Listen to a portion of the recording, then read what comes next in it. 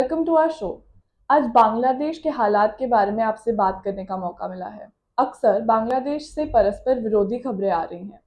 क्या आप हमें बताना चाहेंगे वास्तव में बांग्लादेश में हो क्या रहा है? देखिए, बांग्लादेश में क्या हो रहा है ये तो दरअसल वहां की जो इंटरिम गवर्नमेंट है वो भी नहीं बता सकती, क्योंकि बांग्लादेश में शेख हसीना के तख्ता पलट के बाद में जो हालात बने हैं उसमें मुख्यतः दो पावर सेंटर्स बन गए हैं। एक तो जो कि वहां की इंटरिम गवर्नमेंट के चीफ एडवाइजर मोहम्मद यूनुस हैं वो, और उनके जो निकटतम सहयोगी हैं वो एक पावर सेंटर बन गए हैं, और दूसरे वहां के जो सेना प्रमुख हैं जनरल वकरुज्जमान, वो एक अहम पावर सेंटर बन गए हैं। तो इन दोनों पावर सेंटर्स के बीच में परस्पर खींचातान चल रही है।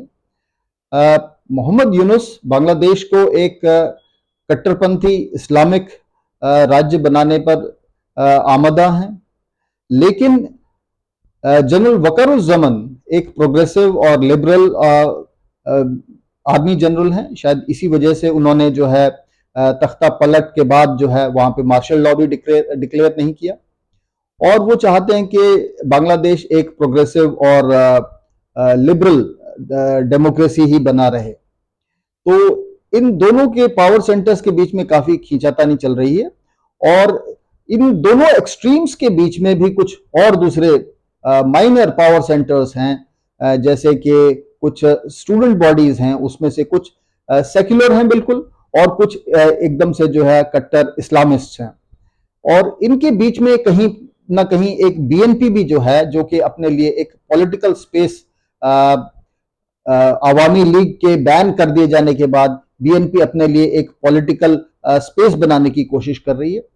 लेकिन जो वो जल्दी से जल्दी चुनाव भी करवाना चाहते हैं, लेकिन मोहम्मद यूनुस चुनावों को डिले करना चाहते हैं। उनका मुख्य मकसद ये है कि बीएनपी को भी किसी न किसी तरीके से कमजोर किया जाए, और जितने ज्यादा समय तक जो है चुनावों को डिले किया जाएगा, मोहम्मद यूनुस सत्ता में रहेंगे। उनके कुछ अपने निजी हित हो सकते हैं, और साथ ही उससे उनके जो इस्लामिस्ट सहयोगी हैं उनको एक जो अभी जो रिप्रेशन का माहौल बना हुआ है वो रिप्रेशन करने में, और किसी भी प्रकार की जो फ्रीडम है, जो है पॉलिटिकल फ्रीडम है, उसको खत्म करने में मदद मिलेगी। लेकिन आर्मी चीफ जो चाहते हैं कि मोहम्मद यूनुस जल्दी से जल्दी चुनाव डिक्लेयर करें। तो यही खींचतान की वजह से बांग्लादेश में एक जो है बहुत केओस, और जो है मैं ये कहूं कि एक लैक ऑफ ऑर्डर या डिसऑर्डर की जो है स्थिति बनी हुई है। सिलीगुड़ी कॉरिडोर, जिसे चिकन नेक भी कहते हैं, भारत की एक स्ट्रेटेजिक वल्नरेबिलिटी है। अभी हाल में पाकिस्तान आर्मी का एक डेलीगेशन इस इलाके का दौरा करके गया है।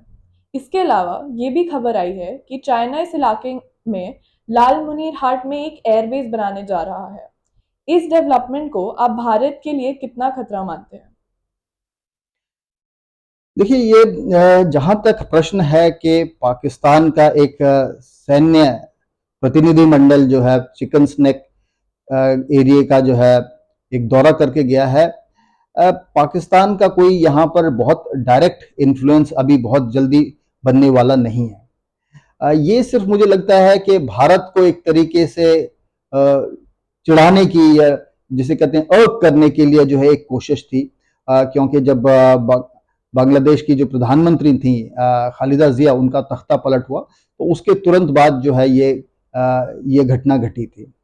क्योंकि पाकिस्तान का जो प्रतिनिधिमंडल जो यहाँ पे जो देख पाया होगा, वो सब तो जो है सैटेलाइट इमेजरी से भी जो है मिल सकता है उनको देखने की, तो इसको मैं बहुत ज्यादा महत्व नहीं देता।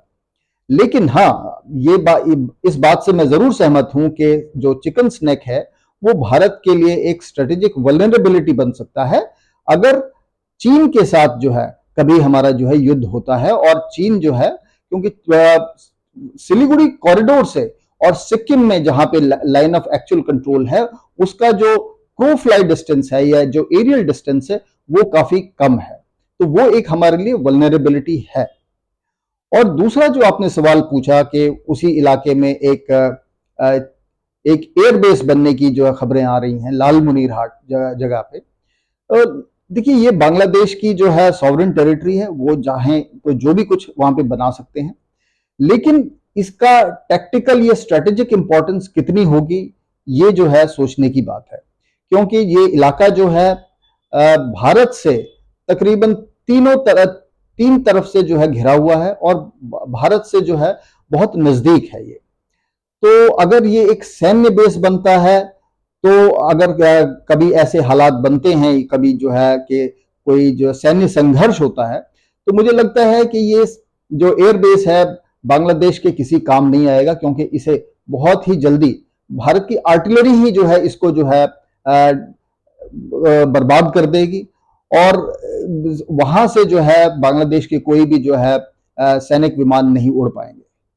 और अगर ये इसका विकास सिर्फ जो है कॉमर्शियल पर्पस के लिए किया जा रहा है, तो इसमें कोई बुराई नहीं है। लेकिन फिर भी अगर वहां से कोई भी जहाज टेक ऑफ या लैंड करेंगे, उनको भारत की वायु सीमा में होकर ही जाना पड़ेगा। तो मैं नहीं समझता कि ये बहुत बड़ी कोई ऐसी चिंता का विषय है। लेकिन हाँ, हमारे बॉर्डर के इतने नजदीक अगर इस एयरबेस को बनाने में या कंस्ट्रक्शन में कोई चाइनीज कंपनी काम कर रही है, वो कौन लोग हैं, वो एक हमारे लिए सुरक्षा की दृष्टि से एक मामूली सा सिरदर्द जरूर हो सकता है, जिसको कि हमारी जो सुरक्षा एजेंसियां हैं या हमारी एक्सटर्नल इंटेलिजेंस एजेंसीज हैं, वो इस पर जो है नजर रखेंगे। सुनने में ये भी आया है कि वहां पर बांग्लादेश की एक यूनिवर्सिटी है, कोई टेक्निकल यूनिवर्सिटी है, जहां पे कुछ टेक्निकल रिसर्च वगैरह कोर्सेज चलाए जाते हैं, शायद एरोनॉटिक्स और एरोस्पेस से रिलेटेड। तो जहां तक मैं समझता हूं, हो सकता है कि इस एयरबेस का मकसद जो है वहां की यूनिवर्सिटी के लिए हो सकता है। वैसे अगर आप जैसे खतरे की बात की, तो देखिए, बांग्लादेश भारत के लिए कभी भी खतरा नहीं बन सकता। अगर वो चाहे भी तो भी खतरा नहीं बन सकता। बांग्लादेश की जो सीमा म्यांमार से मिलती है, वहां पर एक ह्यूमैनिटेरियन कॉरिडोर बनाने की बात सुनने में आई है। ये भी सुनने में आया है कि यूएसए ने अपनी एक मिलिट्री रिकॉनेसेंस टीम यहाँ भेजी है इस रखाइन कॉरिडोर के लिए। इसके अलावा मोहम्मद यूनुस और आर्मी चीफ वकरुज्जमान के बीच में कुछ मतभेद हैं इस कॉरिडोर को लेके। ये रखाइन कॉरिडोर क्या है और यूएस में इसकी क्यों दिलचस्पी है, हमें ये बताइए। जी, देखिए, जो ये रखाइन कॉरिडोर है, ये बांग्लादेश से लेकर और म्यांमार की जो रखाइन स्टेट है, जिसको हम अराकान स्टेट भी कहते हैं, उसके बीच में एक ह्यूमैनिटेरियन एड के लिए एक कॉरिडोर बनाने की बात यूएन के सेक्रेटरी जनरल गटरेस ने की थी। ये क्योंकि म्यांमार में जो है वहाँ की जो मिलिट्री हुंता है, उसके द्वारा वहाँ के जो लोग हैं, जो प्रजातंत्र बहाली के लिए जो है संघर्ष कर रहे हैं, उनका दमन किया जा रहा है। तो ये उनको मदद पहुंचाने के लिए, ह्यूमैनिटेरियन असिस्टेंस के लिए ये कॉरिडोर बनाने की जो है बात की जा रही है। लेकिन दूसरा ये है कि इसमें अमेरिका का क्या इंटरेस्ट है। मुझे लगता है कि ये एक फिर से एक जैसे कि एक नया न्यू ग्रेट गेम शुरू हो रहा है, जो कि पहले 19वीं सदी में इंपीरियल ब्रिटेन और इंपीरियल रशिया के बीच में था। बाद में फिर वो यूएसए और सोवियत यूनियन के बीच में हो गया था। और अब मुझे लगता है कि शायद ये यूएस और चाइना के बीच में एक ये ग्रेट गेम म्यांमार के थ्रू खेला जाएगा। तो यही वजह हो सकती है कि शायद इस ह्यूमैनिटेरियन कॉरिडोर के थ्रू और बाद में जो है अगर वहां पर जो है बांग्लादेश में जो कोई सैन्य मौजूदगी यूएस की बन जाती है, जो कि उसकी संभावना काफी बनती हुई नजर आ रही है, क्योंकि सुनने में आ रहा है कि एक जो सेंट मार्टिन आइलैंड है, वहां पर जो है यूएस की जो सेना पहुंच चुकी है और वहां पे शायद यूएस का एक सैन्य अड्डा बहुत जल्दी बन जाए। तो इसकी मदद से जो है मुझे लगता है कि म्यांमार में जो मिलिट्री हुंता है, उनके जो विरोधी हैं, उनको हो सकता है कि जैसे कि पूर्व में पाकिस्तान के थ्रू तालिबान को जो है हथियार मुहैया कराए गए थे, हो सकता है कि उसी तरीके से जो है इन विद्रोहियों को भी हथियार जो है मुहैया कराए जाएं और इसका मकसद जो है मुख्यतः ये है कि म्यांमार के अंदर जो है म्यांमार के अंदर और मिलिट्री हुंता के अंदर जो चीन का जो इन्फ्लुएंस है, चीन के कम्युनिस्ट पार्टी का जो प्रभाव है, उसको किसी ना किसी रूप से जो है कम किया जाए और साथ में जो चीन के जो इन्वेस्टमेंट्स हैं वहां पे वो ना हो, जो उनके प्रोजेक्ट्स हैं चल रहे हैं वो भी जो है पूरे ना हो और चीन जो है एक अराकान प्रोविंस जो है उसी में जो है दक्षिण में एक जगह है चेपकाओ, वहां पर जो है एक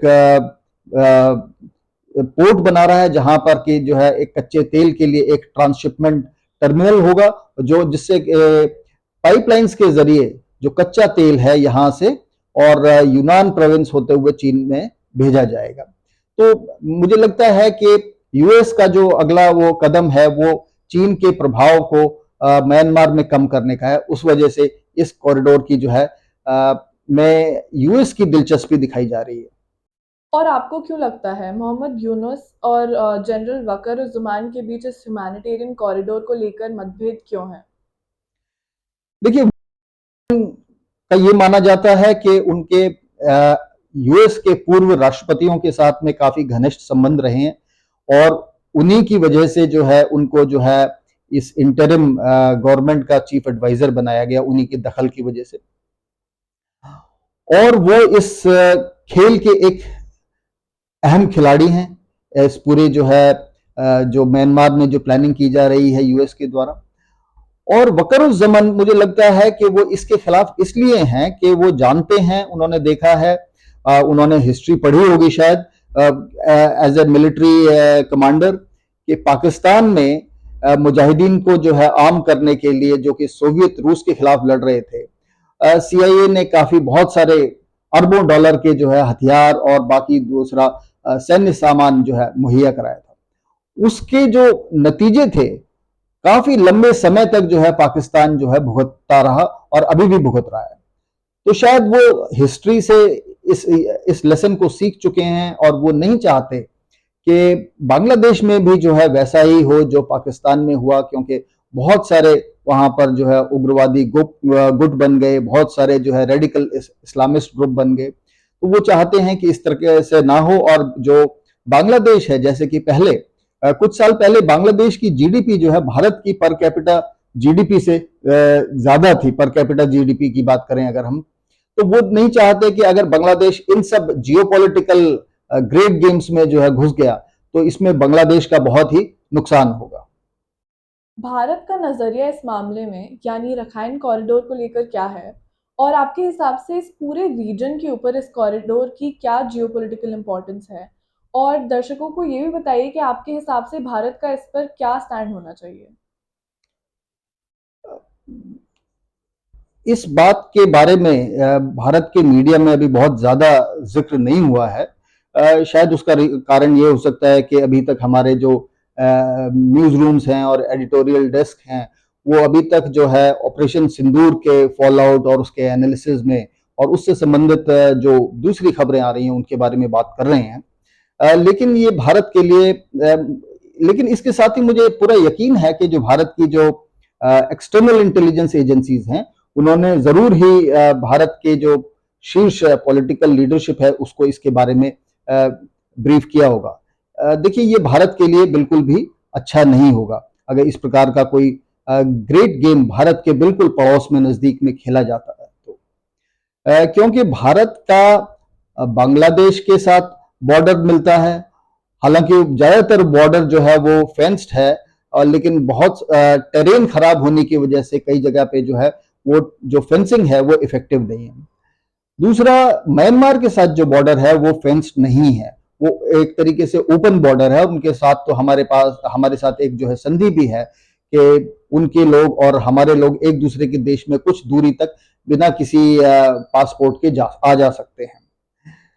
तो अगर किसी भी प्रकार का आर्म्ड इंसर्जेंसी म्यांमार में बढ़ती है या अराकान स्टेट में बढ़ती है तो इसका असर जो है भारत के पूर्वोत्तर राज्यों में भी पड़ सकता है। उनकी जो इंटरनल सिक्योरिटी सिचुएशन है उस पर पड़ सकता है। हमने लंबे समय तक वहां पर इंसर्जेंसी झेली है और उसको बड़ी मुश्किल से जो है अब हमने जो है कंट्रोल में किया है। तो ये भारत के लिए अगर दोबारा से फिर इस प्रकार की जो स्थिति बनती है तो ये भारत के लिए अच्छा नहीं होगा। दूसरा, अगर वहां पर मिलिट्री हुंता जो म्यांमार की है, अगर वो कोई कार्रवाई करती है, लार्ज स्केल मिलिट्री कार्रवाई करती है रिबल्स के ऊपर, या चीन का जो है उसमें एक ओल्ड इन्वॉल्वमेंट हो जाता है, तो हो सकता है कि वहां पर कोई एक तरह की रिफ्यूजी क्राइसिस पैदा हो और वो रिफ्यूजीज जो है भारत की तरफ आए। तो उस समय पर जो है भारत के ऊपर एक बड़ा क्लियरली एक पॉलिटिकल प्रेशर जो है इन देशों के द्वारा, बांग्लादेश के द्वारा या यूएस के द्वारा बनाया जा सकता है कि इन रिफ्यूजीज को भारत में आने दिया जाए, जो कि भारत के लिए ठीक नहीं होता, क्योंकि भारत ने जो है किसी भी प्रकार की जो रिफ्यूजी से या शरणार्थियों से संबंधित यूएन के जो समझौते हैं उसमें जो है भारत शामिल नहीं है। लेकिन भारत के लिए एक ये सिरदर्दी बढ़ सकती है इस प्रकार से भी। हालांकि ये सब जानते हैं कि आजकल विश्व में किसी भी प्रकार के इलीगल माइग्रेंट्स के खिलाफ एक जो है पब्लिक सेंटिमेंट जो है बन रहा है, चाहे वो यूएस में है, चाहे यूके में है या पूरे यूरोजोन में है। तो लेकिन भारत के खिलाफ एक ये प्रेशर पॉइंट बनाया जा सकता है कि ये जो है ये फोर्सिबली डिस्प्लेस्ड शरणार्थी हैं, इनको जो है मदद दी जाए। और इसके साथ ही जो है चाहे बांग्लादेश में इंटरनल सिक्योरिटी सिचुएशन खराब हो, चाहे नॉर्थ ईस्ट में जो हमारे कुछ डॉर्मेंट इंसर्जेंट ग्रुप्स हैं उनको दोबारा से जो है एक लाइफलाइन मिले इस वजह से, क्योंकि जब यहाँ पर इतने सारे हथियार आएंगे तो वो हथियार जो है इन डॉर्मेंट इंसर्जेंट ग्रुप्स तक भी पहुंच सकते हैं।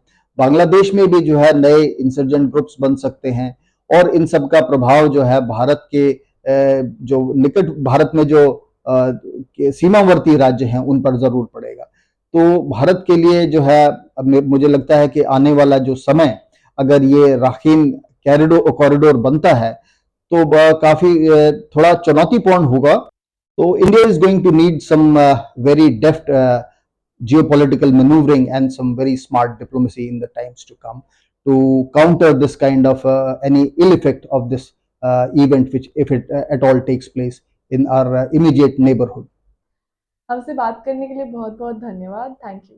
जी धन्यवाद।